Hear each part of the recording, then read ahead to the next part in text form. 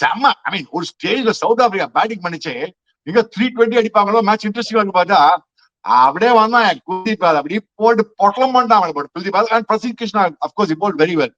அந்த குல்தீப் யாதவ் யங்ஸ்டர்ஸ் யாரா பார்த்தா, அந்த லெக் ஸ்பின்னர்ஸ் யாரா பார்த்தா, அந்த ஏர் ஸ்பீட் பாத்தீங்களா, அது ஸ்மால் அப்படி தூக்கி விடுறான். ஏர் ஸ்பீட் இஸ் ஃபேண்டாஸ்டிக். 4 for 41. என்னோட ஒப்பீனியன் அவன் தான் மேன் ஆஃப் தி மேட்ச் எடுக்கணும். Though they gave it to Jaiswal, but I thought he only brought us back to the match because அங்கதான் பிரிட்ஸ்கி அவுட் ஆன அப்புறம் இவங்க ரெண்டு பேரும் அடிப்பாங்கன்னு பார்த்தா கட்சியில எய்டன் மார்க்கர் அவுட் ஆயிட்டான், அதுக்கப்புறம் குவிண்டன் டிகாக் அவுட் ஆயிட்டான், அதுக்கப்புறம் டெவால் ப்ரூவிஸ் அந்த 3 விக்கெட் அவுட் பண்ணி அவங்க கொட்டிக்கினாங்க அப்படியே போயிட்டு. I mean, that is where I thought I give credit to KL Rahul. Classy Rolls Royce Rahul. அவன் என்ன பண்ணான் பண்ணி போயிட்டு பிரசித் கிருஷ்ணா ஃபர்ஸ்ட் ஸ்பெல்ல பார்த்தோன்னா குவிண்டன் டிகாக் தடவிங்க போட்டு அந்த பிரசித் கிருஷ்ணா பவுன்ஸ் பண்ணா உட்டாயா ஒரு செம்ம 6. அவன் 6 அடிச்சானா அவன் செம்மையாடி ஆரம்பிச்சான். அதுக்கப்புறம் பிரசித் கிருஷ்ணாரை வந்து அடி வேண்டாம் சொன்னான், டேய் நம்ம ஊடு ஆடு ஏதோ இருக்கு சொன்னாங்க கரண்டால, நம்ம ஊடு ஆடு நீ வந்து ஒழுங்கா போடு, நான் சொல்றது கேளு, நீ ரொம்ப மைண்ட்லாம் யோசிக்காத, நான் சொல்றது பண்ணு, ஸ்டெப் டு ஸ்டெப் போலிங் போடு, நீ சும்மா ரொம்ப மூணலைஸ் பண்ண நான் சொல்லிட்டு போனேன். But fantastic advice. நீங்க மேட்ச் நீங்க மேட்ச் எல்லாம் பார்த்து தெரிஞ்சிருக்கோம். கிளீனா பிரசித் கிருஷ்ணா சொன்னான், நீ ஸ்டெப் டு ஸ்டெப் போடு.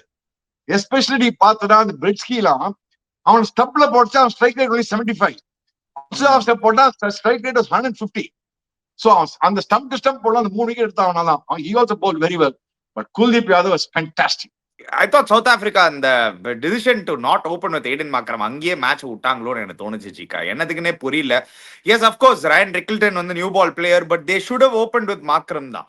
மார்க்ரம் அண்ட் டிகாக் ஓபன் பண்ணிட்டு ரிக்கில்டனை கீழே ஆட வச்சிருக்கலாம். Rickelton is also used to playing lower down the order. Test கிரிக்கெட்ல எல்லாம் கீழே தான் ஆடுவாரு.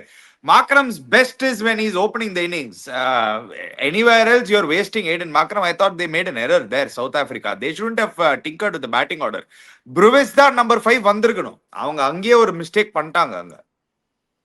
See, அவங்க நீ சொன்ன மாதிரி ரிக்கில்டன் என்ன பண்றாங்க, அவங்க கன்ஃபியூஸ்ல இருக்காங்க.